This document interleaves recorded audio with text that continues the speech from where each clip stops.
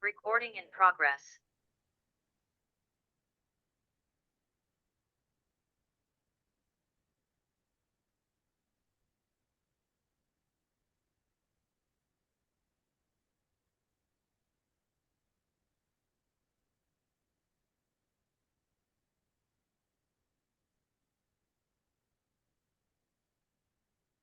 Buenas tardes, mi nombre es Marisol García, soy la coordinadora del Seminario de Escritoras Venezolanas.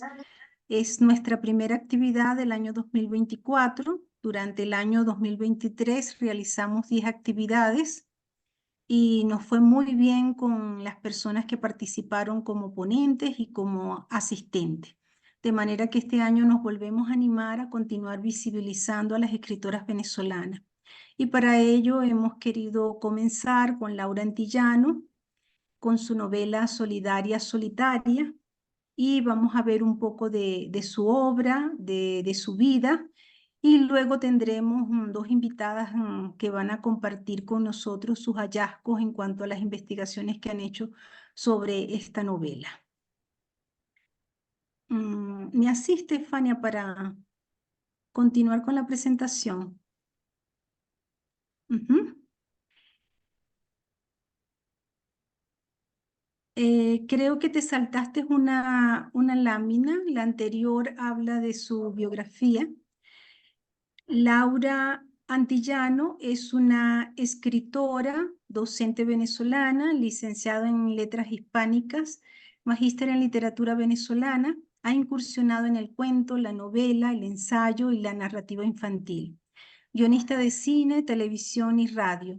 Actualmente dicta clases en la Maestría de Literatura Venezolana de la Universidad de Carabobo y es coordinadora del área de literatura infantil de la Casa de las Letras Andrés Bello.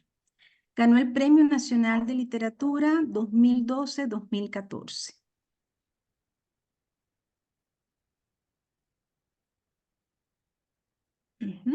Entre su legado como obra literaria, tenemos una gran cantidad de libros. Solamente me voy a limitar, para no hacer esta lectura un poco pesada, a mencionar los títulos y el año de su primera publicación, porque la mayoría de ellos tienen reediciones. Como narradora ha publicado 7 libros de cuentos. La Bella Época, en 1969, Un largo carro se llama Tren, 1975, Aticos Casa número 20, 1975, Dime si adentro de ti no oyes tu corazón partir, 1999, Cuentos de película, 1985, La luna no es pan de horno, 1988, y Tuna de mar, 1991. Tiene 5 novelas: La muerte del monstruo come piedras, 1971, Perfume de gardenia, 1982, Solitaria Solidaria, la obra que hoy nos reúne, 1990, Las aguas tenían reflejos de plata, 2002, La ciudad abandonada en el fondo de mi corazón, 2012. Ha publicado libros de narrativa infantil: Diana en Tierra Guayú, 1992, Cenan los tigres la noche de Navidad, 1991, Leer a la orilla del cielo, que es una antología de cuentos venezolanos para niños y niñas, 2022. Y como parte del programa, ahora les voy a presentar a las 2 invitadas. Allí tienen las 4 portadas de las distintas ediciones que se han hecho de esta novela. Eso muestra que ha tenido una gran receptividad por parte de los lectores, puesto que varias editoriales han hecho reediciones. En este caso me refiero a Monte Ávila. La siguiente.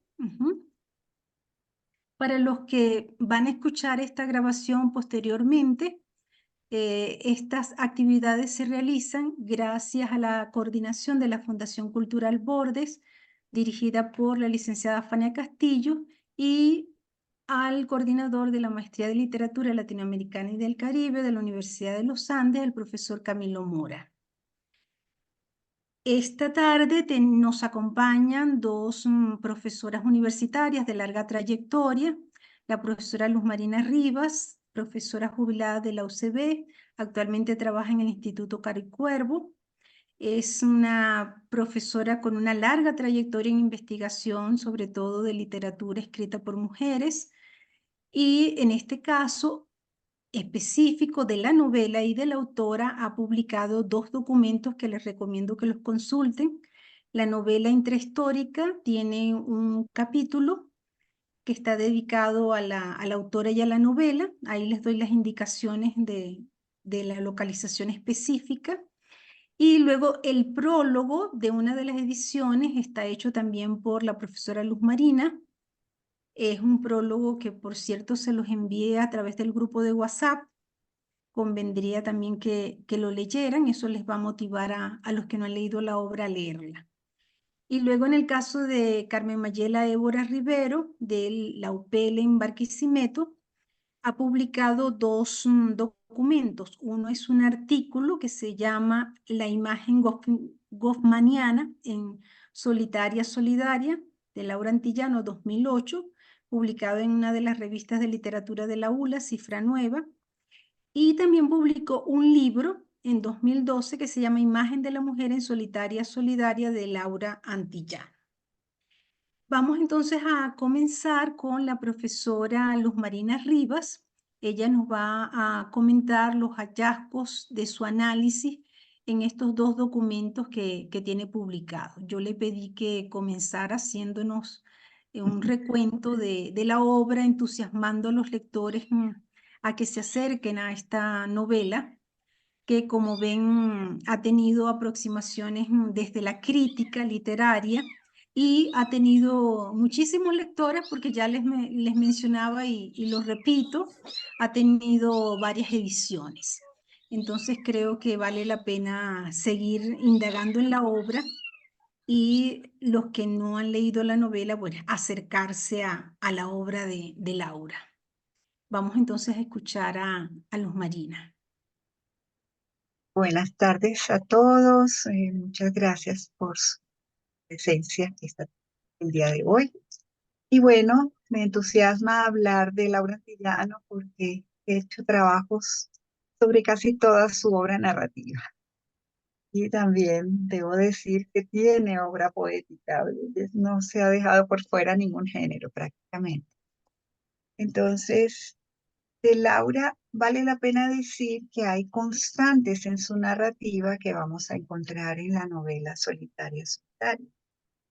Es decir, para ella la literatura ha sido una manera de dar voz a las mujeres, de trabajar con sujetos femeninos que pueden narrarse a sí mismos, que pueden además mostrar su perspectiva de la historia.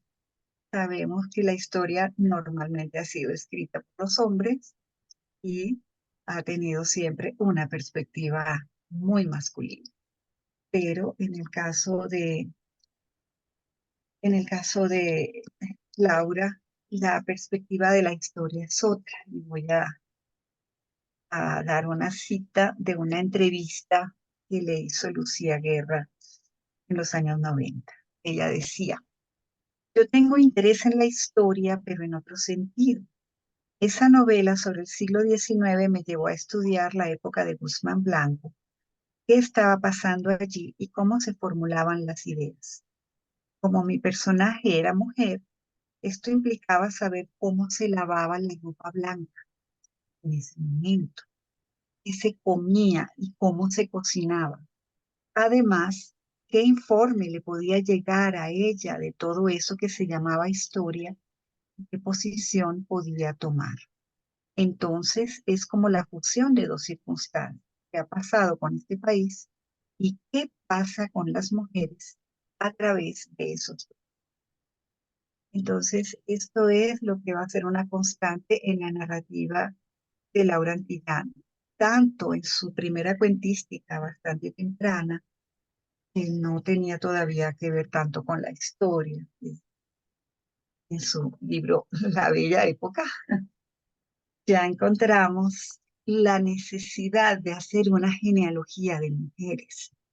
Vamos encontrando en esos cuentos escritos cuando ella tenía 15 años y publicados cuando tenía 19, un interés en la vida cotidiana de las mujeres, en la necesidad de rastrear a la madre y a la abuela, en la necesidad de contar la historia desde personajes anónimos, y eso es lo que yo he querido ver como novela intrahistórica. Para Unamuno, la intrahistoria era la historia contada por la gente común y corriente, o desde esa persona. Entonces Laura lo hace no solamente desde personajes anónimos, eh, gente que puede ser como uno, gente que podemos ver en todas partes, sino específicamente las mujeres haciéndose sujeto de esto. Entonces paso un poco a resumir la novela, que es verdaderamente hallazgo, porque se construye como una novela intrahistórica, pero guardando precisamente todo lo que han teorizado sobre la novela histórica. Tenemos la presencia de una mujer historiadora o quien hace sus veces, en este caso es una historiadora, Zulay Montero, profesora universitaria, que nace en Maracaibo, que se instala en la ciudad de Valencia, donde va a ser profesora de una universidad importante, que es la Universidad de Carabobo. Todo eso no le suena como ya conocido. Entonces, aquí hay una cantidad de guiños autobiográficos de la escritora, que en este caso va a ser no profesora de literatura, sino de historia. Entonces, ahí hay una dosis de ficción, pero de todas maneras sabemos que la Laura de carne y hueso es una investigadora de la historia, como lo ha mostrado en muchos. Entonces, ¿qué tenemos? Esta joven profesora universitaria que ha tenido una ruptura amorosa, que ha tenido una mudanza de ciudad, que ha sido en buena medida formada por su padre, encuentra por casualidad unos legajos escondidos en la biblioteca, conforman un diario de una mujer del siglo XIX, Leonora Armondello.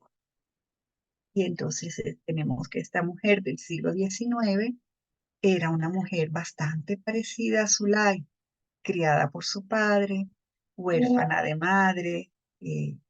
La madre de Zulay está lejos, no está muerta, pero es la mujer.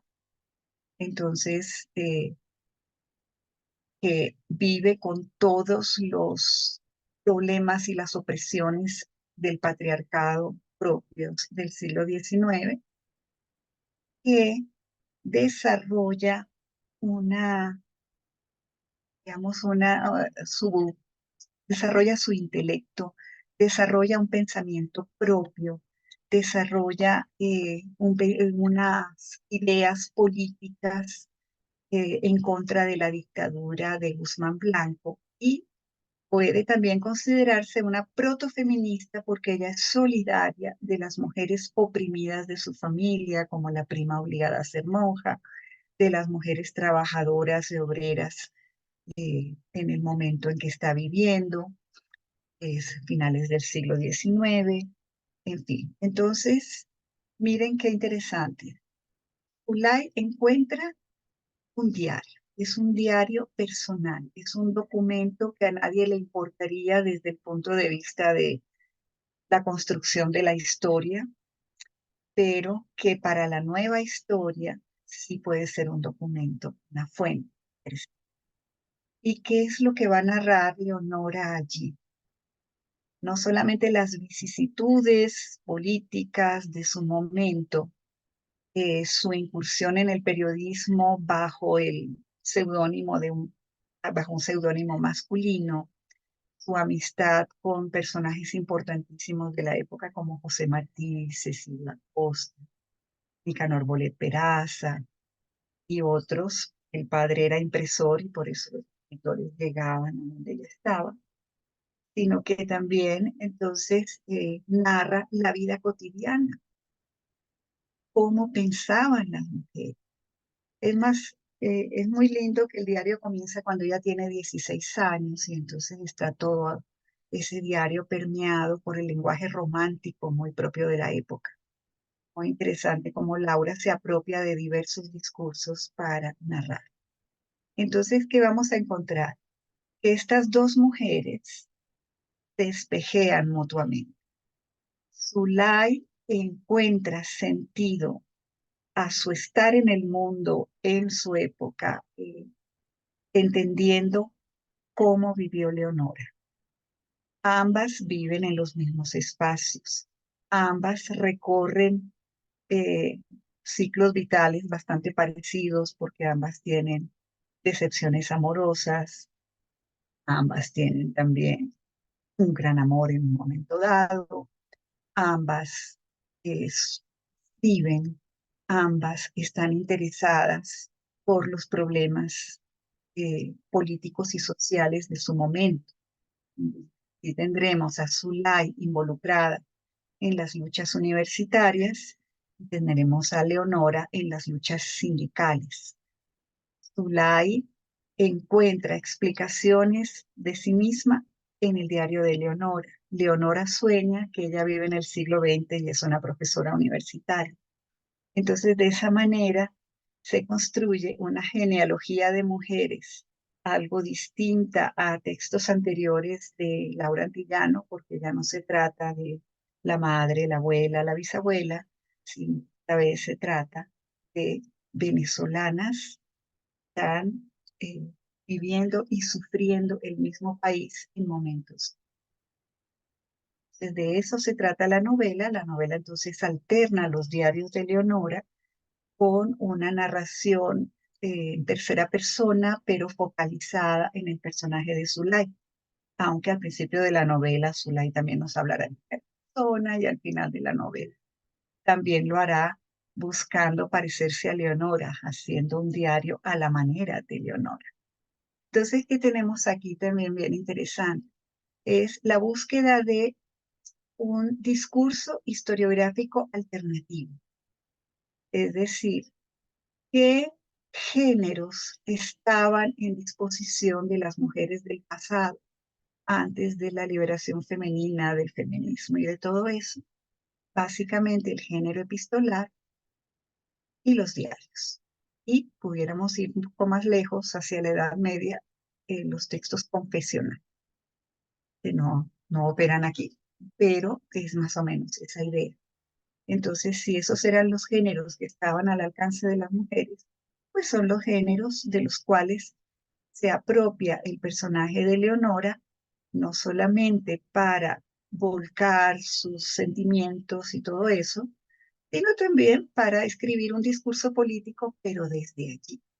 Entonces, esto es muy importante porque vamos a ver a Leonora como una fuerte opositora a la dictadura de Guzmán Blanco, muy crítica, cercana entonces al pensamiento de liberales importantes como José Martí o Cecilia Acosta, eh, y con una reflexión acerca de la inteligencia de las mujeres. Es decir, Leonora en ciertos momentos va a decir, no es posible que cuando yo hablo con mi primo Sergio Gentile, crea que me metieron ideas en la cabeza.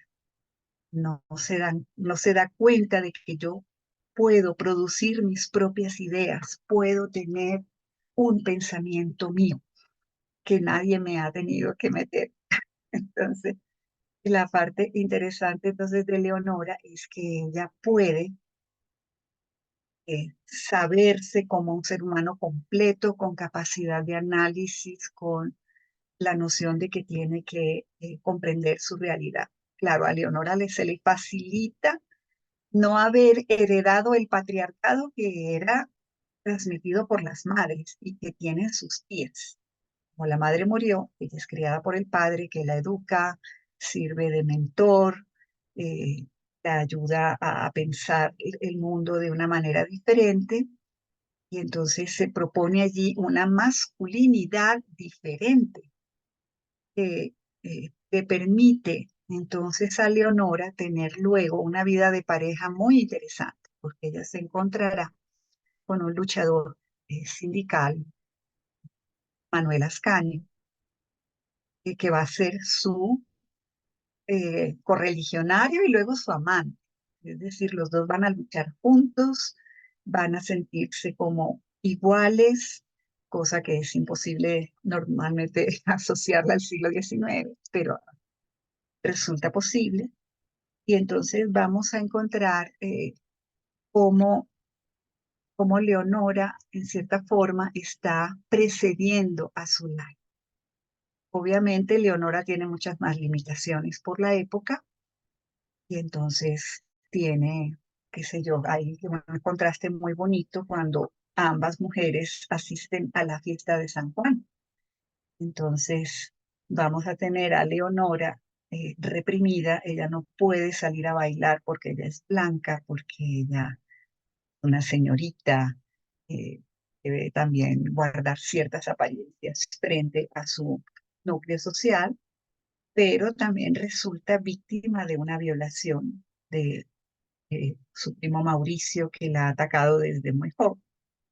Por otro lado, vive una sexualidad distinta en la misma fiesta de San Juan, Zulay Montero, que puede bailar y que puede disfrutar del sexo con su pareja la misma noche de San Juan. Entonces, ahí se empiezan a mostrar algunos contrastes, de manera que estas dos mujeres tienen contrastes por los tiempos diferentes vividos, pero al mismo tiempo se hermanan en su noción de mujeres como sujeto de sus propias vidas, o menos.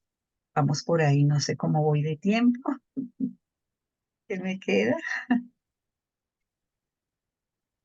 No te preocupes, vas bien, porque como solo tenemos dos ponentes hoy, así que puedes darte una Muy bien. licencia con el tiempo. Ok, bueno, entonces otra característica muy bonita de las dos novelas es la historia de la vida cotidiana. O sea, nos asomamos a la vida cotidiana del siglo XIX. Eso nos conduce en cierta forma a pensar desde la nueva historia, porque la vida cotidiana implica eh, tener un panorama mucho más amplio que la política y la guerra, que la historia oficial nos ofrece. Entonces, por eso, a partir del diario de Leonora, vamos viendo cómo entra la modernidad en Venezuela, cómo se fundan el Teatro Baral, cómo surge el Bello Sexo, que era una orquesta que existió realmente en Valencia, de mujeres, cómo se llega a Venezuela el jabón azul, que se llamaba jabón de Castilla, cómo se cocina, qué se come, cuáles eran las costumbres de esa sociedad en los momentos de ocio. Entonces vamos comprendiendo como todo un panorama que nos conduce como a entender mejor ciertas tradiciones venezolanas. Entonces es algo bien lindo. Y por otra parte, esto llama mucho la atención el contraste de lenguajes, es decir, Laura resulta ser una maestra en buscar alternar vamos a decir, un ritmo más pausado y un lenguaje mucho más florido, digámoslo así, cuando Leonora escribe su diario en comparación con un lenguaje más veloz, más contemporáneo, más coloquial, que sería el atribuible a Zulay Montero. Entonces, eso creo que resulta muy interesante en la construcción de la historia, porque entonces no es solamente cómo se lavaba la ropa blanca, también se busca cómo se hablaba. Entonces, obviamente, pues no sabemos exactamente cómo era el habla coloquial en el siglo XIX, pero en buena medida, a través de la lectura de los textos del momento, se puede como dar un efecto de realidad, es decir, parece que nos asomamos en buena medida al siglo XIX a través del lenguaje. Por otra parte, hay algo como constante en la narrativa de Laura Antillano, que es la necesidad de la memoria. Entonces, vemos cómo para los dos personajes es muy importante no solamente la memoria histórica, sino también la memoria familiar, la memoria social. Eso es un tema reiterado a lo largo de toda la narrativa de Laura Antillano. Y por otra parte, pues, su primera obra, como les decía, eh, que es La Bella Época, hasta lo más reciente que ella ha escrito, siempre es interesante mm, que hay como una necesidad de construir su narración desde una mirada cinematográfica y muchas imágenes visuales. Entonces, eso nos permite pensar en cómo eran los lugares. Hay también como una insistencia en el valor de los objetos.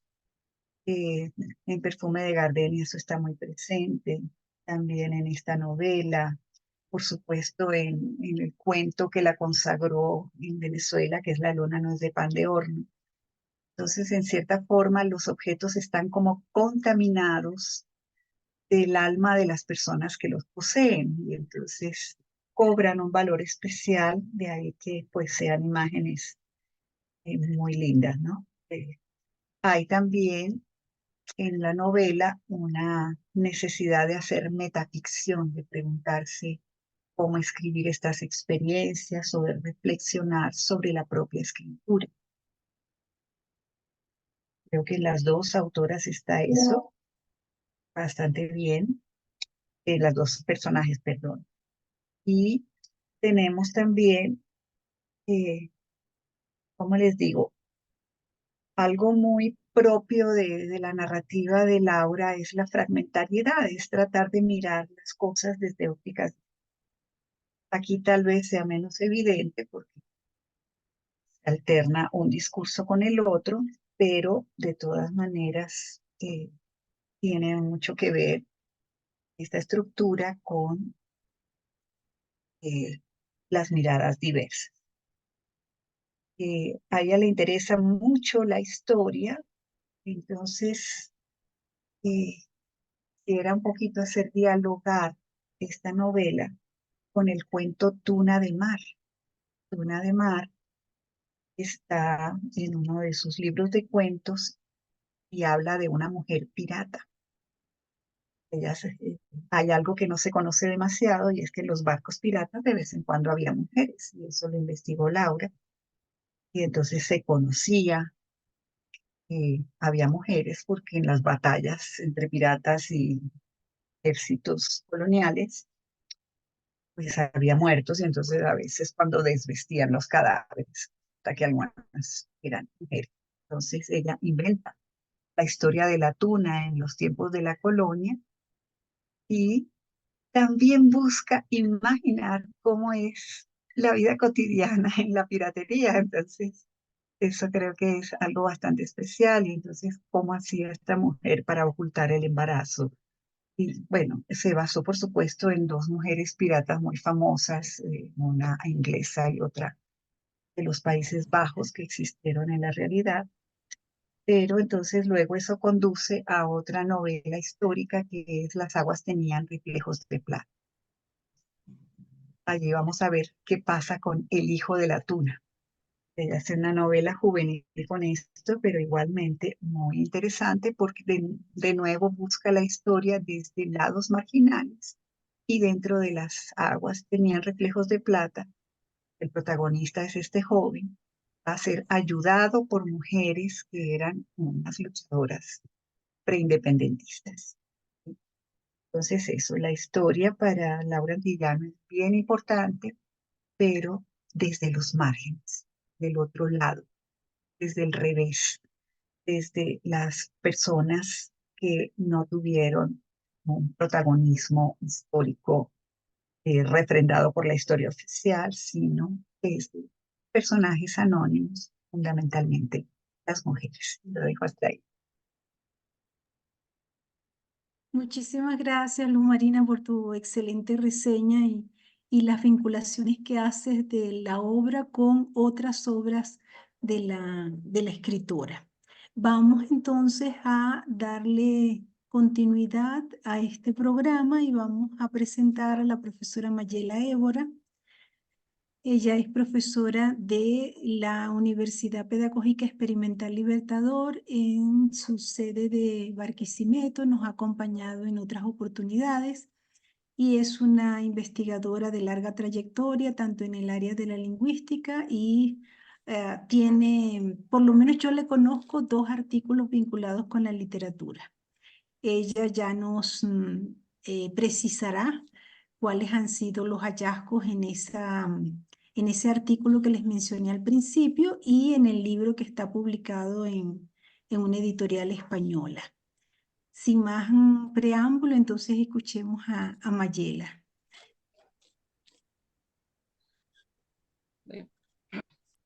Bien, muy buenas tardes. Estoy un poco difónica. Espero que me puedan escuchar. Yo te escucho. Ok, bien. Saludos a todos. Saludos, doctora Marisol. Gracias nuevamente por esta invitación. Sí, como usted dice, he estado dentro de lo que fue mi investigación para la tesis doctoral. He estado trabajando específicamente con la novela Solitaria Solidaria de Laura Antillano. Pero he estado, por supuesto, para ello, hice una revisión de toda la obra y de verdad que me ha encantado que haya estado con nosotros en esta presentación para iniciarla, Luz Marina Rivas, porque es una referencia obligada para nosotros y sobre todo, fundamentalmente con esto del tema de la intrahistoria. Y entonces nos permite a nosotros conversar, ya teniendo ese contexto en el que ella nos ha ubicado, sobre lo que estuvimos nosotros trabajando para ese artículo en particular, que es la imagen goffmaniana, tomando esos conceptos o como marco de referencia a algunos temas estudiados por Erving Goffman sobre la presentación de la persona o la construcción de la imagen en la interacción y su relación con los roles asignados en el contexto social. Esto está muy relacionado con lo que estábamos escuchando anteriormente. Tal como lo indicó la doctora Rivas, tenemos estos 2 personajes femeninos. Ese fue nuestro propósito, estudiar la imagen de estos 2 personajes femeninos protagonistas, porque uno de ellos pues, está ubicado en el siglo XIX y tenemos una mujer que vive en el siglo XIX con las limitaciones, con las normas sociales que se imponían para la mujer en la época y cómo se proyecta esa imagen ya ha avanzado el siglo XX con el personaje de Zulay Montero, que ya tiene otras oportunidades, pero que al final podíamos ver que siguen ciertas limitaciones precisamente impuestas por esas normas sociales. Entonces, la autora, al construir el personaje de Leonora el Mundeloy, lo hace como representamen de esa mujer del siglo XIX y en el caso de Zulay Montero, un representamen de lo que podría ser la mujer del siglo XX. Entonces, estos trabajos de Erving Goffman se condensarían en el concepto de lo que es la imagen asociada a los atributos sociales, o sea, a los atributos sociales de esos acuerdos sociales que tiene cada uno de los 2 contextos, en cómo debe ser el comportamiento o la presentación de la imagen o de la cara de esa mujer en esos entornos. Y porque tienen como consecuencia la decisión de Leonora de ir contra esos atributos sociales que ella no mantiene, no representa, incluso ese final de quitarse la vida que va en contra de lo que está establecido, ya sea por la religión o por esta misma sociedad o visto como negativo. Y como también la forma en que son rechazadas por esas ambas sociedades de ambas épocas, cada uno de los personajes, precisamente por no adaptarse a esos atributos que se imponen para la mujer o que esos acuerdos sociales que hay en los que cómo debe comportarse la mujer, cómo debe construir esa imagen o esa presentación de la cara de la mujer en esa sociedad, esos atributos sociales que debe cumplir cuando se enfrenta en los momentos de interacción, los rituales que debe respetar o que debe seguir de acuerdo a las normas sociales, pero que ellas son transgresoras. Ellas conocen, pero son transgresoras, aunque hay una cita específica en el caso de Leonora Mundeloy que citó en ese artículo de la Imagen con Mañana que aparece en Cifra Nueva, que es que ella no puede conversar con las señoritas de su época, no puede participar de esas conversaciones porque ella es muy adelantada para la época, ella lee, ella se relaciona con otras personas, tiene contacto con personas diferentes estratos sociales, además de eso, ella no vive como las otras mujeres en una casa, sino que vive en una parte, en un hotel, con su padre, ha sido criada por su padre, tal como le explicó muy bien la doctora Rivas. Entonces ella tiene una situación totalmente diferente, además de resaltar que no tiene dote, no posee dote. Entonces, para la época, para ella poder contraer matrimonio, que era el fin último de una mujer y de lo que se espera para la época, no tiene dote para poder aspirar a ese matrimonio final o a eso que es el rol que se le ha asignado en la sociedad a la mujer. Entonces vemos cómo eso de alguna manera pues hace que ella no sea aceptada por esa sociedad y sea vista, y lo vemos en los diálogos que se establecen con una tía que la insulta y le dice muchos insultos, y ella lo describe en su diario como tratada incluso delante de su padre, el concepto que tenía su tía por ser mal ejemplo para sus primas. Entonces, la transgresión de eso que Goffman plantea como esa imagen que de la cara o de esos rituales que espera la sociedad del comportamiento femenino para la época del siglo XIX.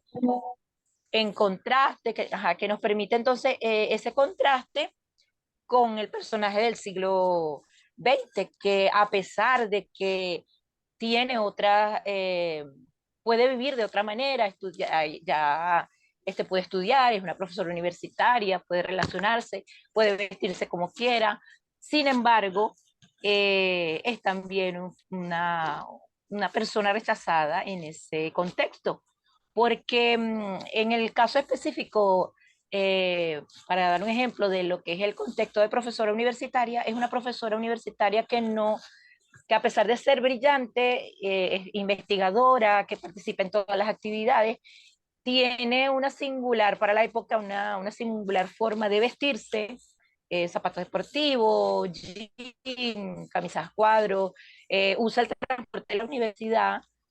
Para esa época, no, la época en la que se describe pues lo de la auge de la vida universitaria, pues no es como común. Bueno, yo soy profesora universitaria y en mis inicios era como un poco transgresor, bueno, por lo menos en el pedagógico de Barquisimeto, como un poco transgresor compartir el transporte con los estudiantes. Uno hasta sentía como rechazo de los mismos estudiantes.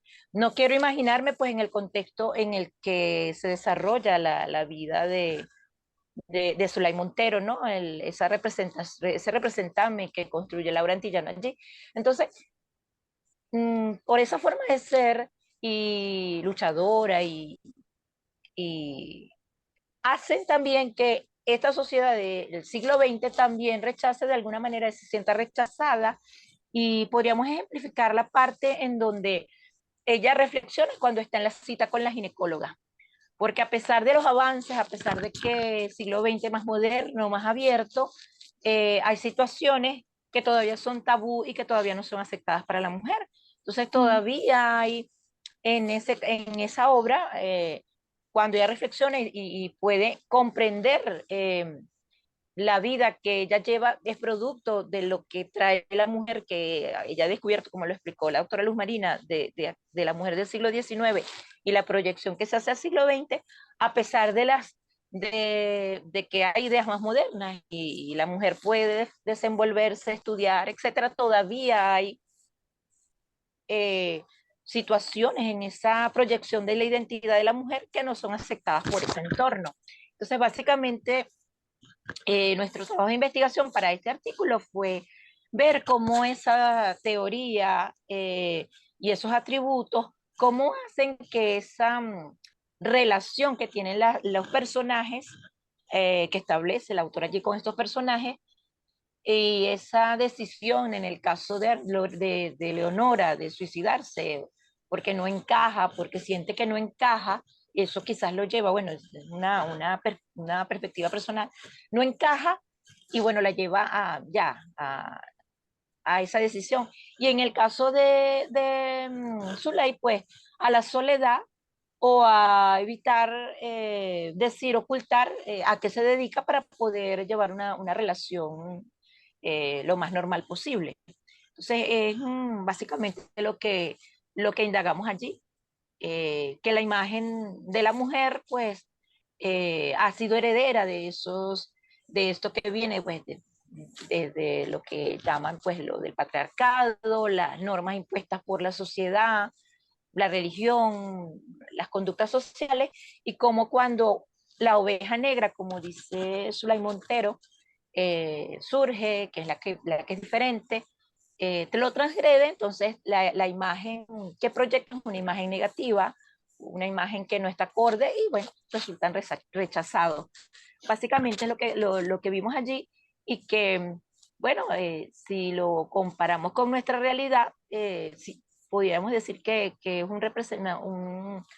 una representación de ficción que tiene mucho que ver con la cotidianidad, que se podría decir que aún en estos tiempos, en cierta forma, todavía se padece y que falta todavía evolucionar en esos aspectos.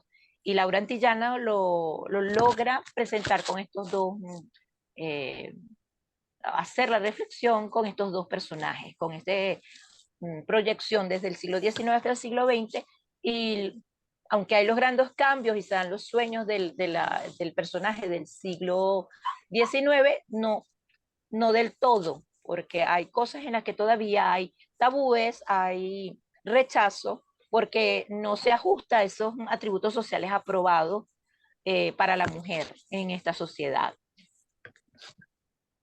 Bueno, si hay alguna pregunta, alguna cosa que pudiéramos compartir. Bueno, Mayela, vamos a iniciar el espacio para las preguntas, para los comentarios. Si hay alguien que quiera decir algo, esta es su oportunidad.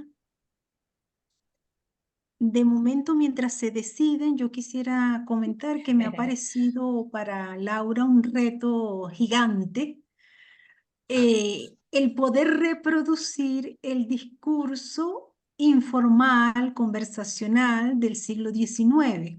Estaba pensando mientras escuchaba a Luz María que para un escritor del siglo XXI esa tarea es fácil, incluso ir a las últimas décadas Sí, del 20 porque hay muchísimo material audiovisual, hay muchísima sí. grabación de voz de discursos desde los más formales hasta los más informales. Así que si alguien quiere hacer esa tarea, lo tiene fácil, tiene material que revisar. Pero Sí. Laura, vamos, por mucha Sin, informalidad que em- uno quiera buscar en el siglo XIX, en el XVIII y más atrás, Sin lo que embargo, quedan se son, ve que, ajá, sí, Mayela, que sin dinos. embargo, bueno, como lingüista, sé que una investigación muy profunda a los materiales que existen, léxicos, glosarios que podían existir de la época, además de la amplia revisión histórica que se evidencia allí, bueno, de eso lo puede explicar mejor la doctora Rivas, pero cuando estaba haciendo la investigación para la tesis doctoral, pues obligatoriamente había que revisar eh, la veracidad pues, de esos datos históricos que están allí y por supuesto que es una gran investigadora y se proyecta en la obra, se observa, es lo que hace que se pueda lograr esas Ujú. formas de pensar, esas Sí, formas de hablar. a mí me parece que realmente es un reto, porque por un lado está el reconstruir lingüísticamente el discurso de los personajes de la época, y por el Ujú, otro lado, como tú bien señalas, hacer un estudio histórico serio, ¿no? No es cuestión de buscarse cualquier manual de historia, sino realmente hacer una investigación de cómo era la cotidianidad de las ujú. personas que vivían Claro. en esa época. Luz Marina, Y ¿no quieres sí, comentar yo algo? creo que ella debe haber hecho un gran esfuerzo de investigación hemerográfica. Es decir, como en algún momento decía una colega, no se puede entender el siglo XIX sin la prensa escrita. Entonces La allí prensa. Ujú. es más fácil ver, por ejemplo, cartas a los lectores que estarían más cerca del discurso oral. Ajá, sí, Por sí. supuesto, una gran cantidad de epistolarios del siglo XIX que seguramente se consiguen en los archivos. Podían dar pistas de cómo podía escribir esta chica un diario Mm, y, y posiblemente también, pues, indagando en la poesía, porque también cuando la gente escribía en el siglo sí. XIX le gustaba citar poemas, cosas así. Entonces, bueno, aquí no hay poemas, pero sí imágenes que uno siente como Sí, cercanas sí, al pero sí romanticismo. tienen. ¿Sí? Ujú. Entonces, allí hay algo muy interesante. Algo que dijo la doctora Mayela que me pareció interesante de comentar y que yo no referí, es el asunto del final de la novela, que vamos a tener que Leonora se suicida porque ya se le cierra todo.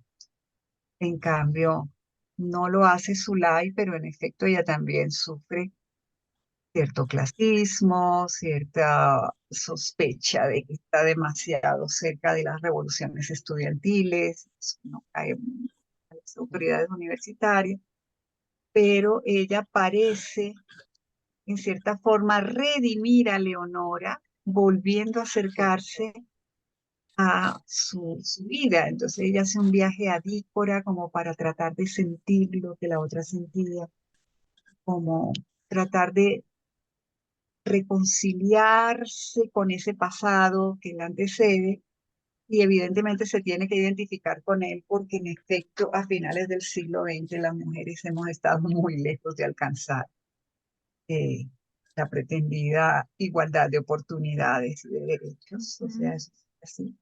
Sigue también en el siglo XXI y lo más grave es que las chicas más jóvenes creen que no, que todo está solucionado, ¿no? Ya no hay discriminación, Ajá. pero sigue habiendo un Ujú. techo de cristal en las grandes compañías, sigue habiendo diferencias salariales, sigue habiendo doble jornada, y las mujeres son las que se ocupan más de las labores de cuidado que los hombres en un porcentaje de horas muchísimo más grande.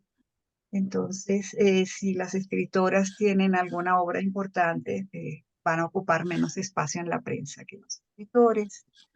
En fin, todavía tenemos mucho por qué luchar. Así es, Luz Sí, sí. Marina. Bueno, nuevamente hago un llamado a quienes nos acompañan hoy, si quieren hacer alguna pregunta o algún comentario. Betina, ¿nos quieres comentar algo? No sé cómo levantar la mano para participar. ¿Me Te estás oyendo? escuchamos, te escuchamos. Ajá. Qué bueno verte, Betina. Verlas a ustedes. Me encanta este seminario. Sobre todo agradezco que me hayan acercado de nuevo a la obra de Laura Antillano, que tenía tiempo que no me acercaba a ella. Aquí hay mucho ruido en este lugar. Bueno, vamos a ver si no hay, si no hay interrupciones. Sí, cuando hablabas de la relación de espejo, Luz Marina, obviamente no es solamente entre los dos personajes, sino es con las lectoras también. Es decir, yo pertenezco a la misma generación de Laura Antillano también, y resulta que me leo en el texto cuando veo primero una Cierto. mujer académica, después todas las cosas que te recuerdan esa época, ¿no? Empezando por la música de los Beatles, que yo soy fan, Ajá. etc. Y yo también. Entonces eso me fascina. Y me parece que tiene un tema original en el sentido de que no, la academia no se tematiza, ¿no? El hecho de que ella sea una profesora universitaria y ella tematice ese entorno me parece importante. Y me parece que no sé cuántos narradores venezolanos han intentado esa temática. Pero creo que sí, una de las singularidades de la obra es esa. Otra cosa que me llama también la atención es el tema de la falta de madres de las dos chicas, ¿no? Sí. A pesar de que podamos pensar que está pensando en otra visión del padre, del hombre, sin embargo, llama la atención primero el suicidio de Leonora, que la emparenta con esas mujeres fracasadas, de muchas escritoras del siglo XIX, o de Madame Bovary, por ejemplo, que todas Qué terminaban bueno, sí. suicidadas. Y entonces esa cosa que Laura siga por ese rumbo puede ser muy realista, pero también podría haber otra propuesta, ¿no? Que la mujer lograra no fracasar de esa manera. Entonces eso me llama la atención, porque tanto la chica académica, la niña del siglo XX, Zulay, como la otra, no están ausentes las madres. Y la crítica feminista habla mucho de eso, ¿no? De la matrofobia que existe en algunas narradoras porque no se identifican con la madre sumisa, etcétera. Sin embargo, a partir de cierto momento han empezado a escribir viendo a las madres de otra manera.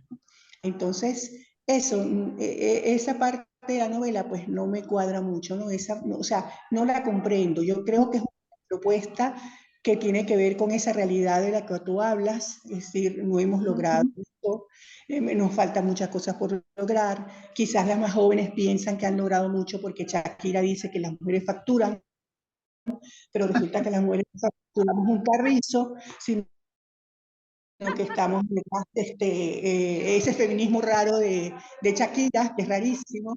Entonces, y eso es lo que las chicas compran hoy en día, ¿no? Y no se dan cuenta de que todavía y todavía el techo de cristal existe. Entonces, en resumidas cuentas, me encantó el espejo cuando tú te ves a las que somos académicas y las que pertenecemos a esa generación, pues evidentemente, pero no entiendo, o no me, lo entiendo y tiene coherencia con lo que es la obra, ¿no? Pero ¿por qué Leonora tenía que suicidarse? ¿No? O sea, Claro. No, tengo comentarios. O sea, vamos a empezar con la matrofobia, que eso creo que es bien interesante. O sea, aquí la propuesta es proponer padres diferentes, padres que no son machistas, que como no tienen hijos varones, pues entonces se van a proyectar en esa hija que resulta ser inteligente, que resulta aprender muchas cosas, pero eso creo que solamente en esta novela, porque si ves el cuento La luna no es de pan de horno, hay una identificación con la madre, se está buscando a la madre más allá de su rol de madre, es decir, en el cuento la madre ha cumplido perfectamente como tal. Ha criado a los hijos, se ha sacrificado, ha sido una buena esposa, además de un perseguido político, mucho de autobiográfico allí también. Pero hay un detalle muy bonito en ese cuento, que es cuando la hija universitaria que se ha revelado, que en algún momento incluso se ha ido de la casa y todo, está estudiando letras y está estudiando en la universidad nocturna. Entonces regresa a las 11 de la noche hacia su casa y encuentra a la mamá en un kiosco fumando y toda la gente de allí la conoce. Esa hija también le pregunta por qué rompió su diario, ese cuadernito azul de cuando era joven, a mí me gustaría saber. Es decir, hay otra personalidad oculta que la sociedad obliga a ocultar de las mujeres cuando se tienen que instalar en el rol de madre y esposa. Entonces, cuando ya el personaje empieza a ver los objetos de la madre y los de la abuela, empieza a encontrar en su genealogía algo de sí misma que también la explica. Entonces allí esas madres resultan importantes. Pero en la novela, entonces, ¿qué tenemos? Que las mujeres mayores son esas tías odiosas, que son las que quieren casar a las hijas temprano o meterlas a monjas y cumplir con toda la normativa social y asegurar la dote y todo este tipo de cosas. Entonces, Leonora felizmente no tiene eso. Y en el caso de Zulay, tal vez el hecho de que la madre esté en el extranjero y esté lejos hace pues que la relación con el padre resulte más cercana y en ese caso se puede equiparar un poco con León. Yo creo que es por ahí Sí, pero claro. no es que Laura Antillano lo haga en todas partes, porque vamos a ver que en otros textos la madre sí está presente. Eso lo encontramos muy bellamente también en La Bella Época, en El monstruo que se llama Tren, en Perfume de Gardenia. Perfume de Gardenia también es espectacular. Está el juego de los Beatles de una de los personajes con los boleros que escucha la madre, por ejemplo. Hay allí identificación, mientras que en esta novela no hay identificación con ningún personaje femenino, porque Leonora es la pionera. Sí, sí. Bueno, realmente Zulay termina acercándose a la madre, ¿no? Y la madre dándole explicaciones de por qué Sí, fue. Entonces es también una madre exacto. rebelde, una madre distinta. Sí. Ujú, total. Tal vez la madre de Zulay también es ruptural, porque se ha ido, o sea, Sí, no sí, así. cumplió con la expectativa del rol.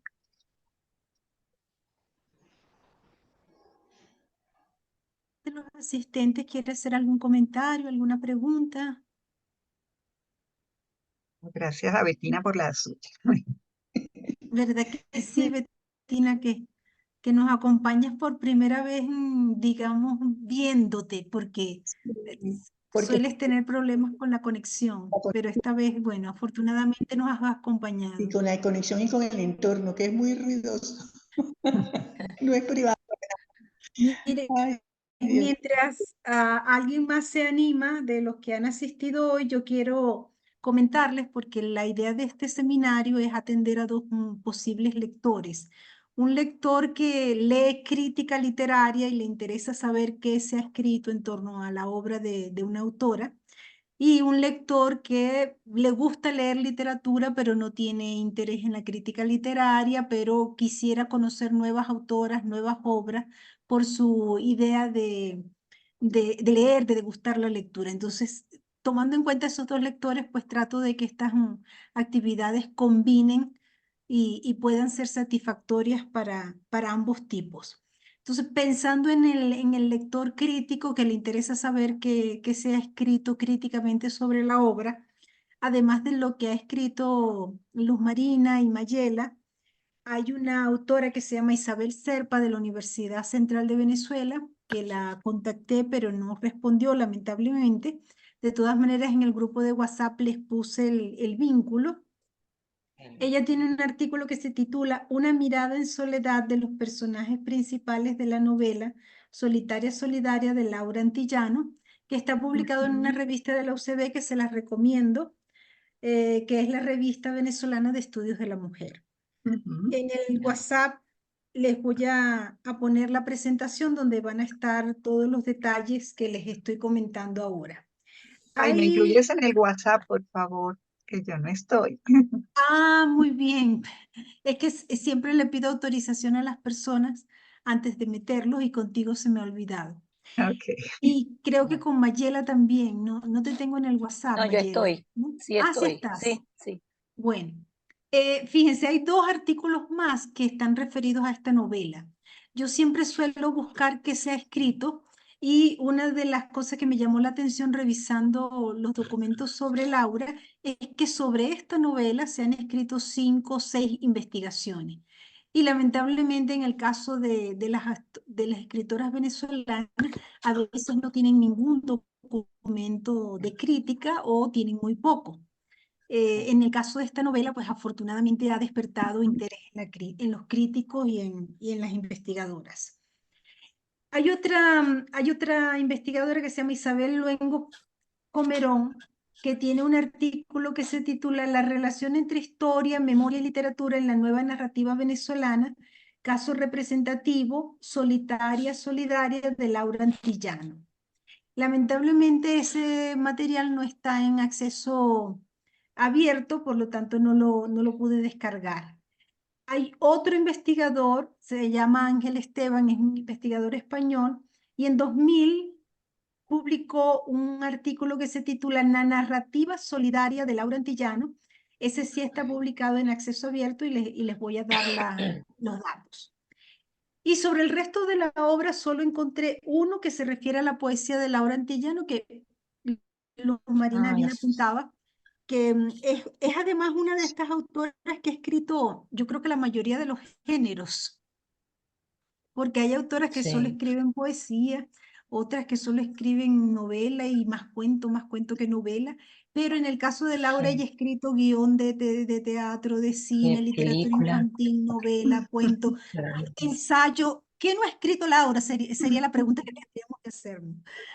Entonces, bueno, el otro autor, ay, pero Luz Marina casi que tiene la biblioteca completa de Laura ahí en Bogotá. Qué bien, Luz Marina. Sí. Gracias Sí. por mostrarnos las portadas, Aquí porque yo tienen otro solamente interés de ella, cuentos de wow, película. esa me interesa, Luz Marina, porque esa no la conseguí en internet.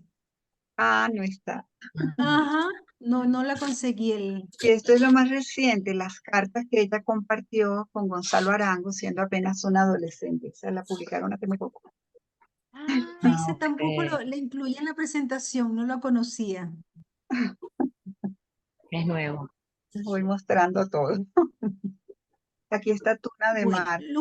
Luz Marina tiene suficiente material para hacer otra tesis doctoral, Mayela. Así que Sí, si tienes sí. alguna interesada, A mí me ha llamado la atención que de poesía hay como menos trabajos.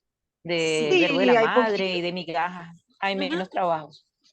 Bueno, en El Verbo de la Madre hay como varios libros de poesía que ella no había publicado, Ajá, exacto. pero Y ahí allí está. está la constante, el tema de la madre es constante en el verbo de no solamente el verbo de la madre, sino también, como decía usted, en La luna no es pan de horno y en varios de los otros relatos. Sí, sí.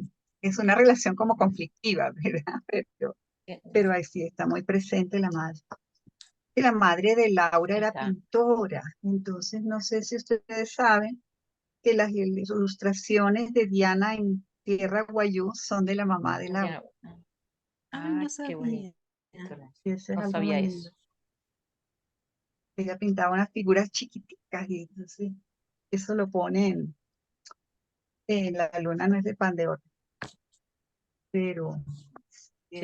esas ilustraciones son de su mamá que pintaba, o sea, esa familia es una familia de artistas e intelectuales importantes.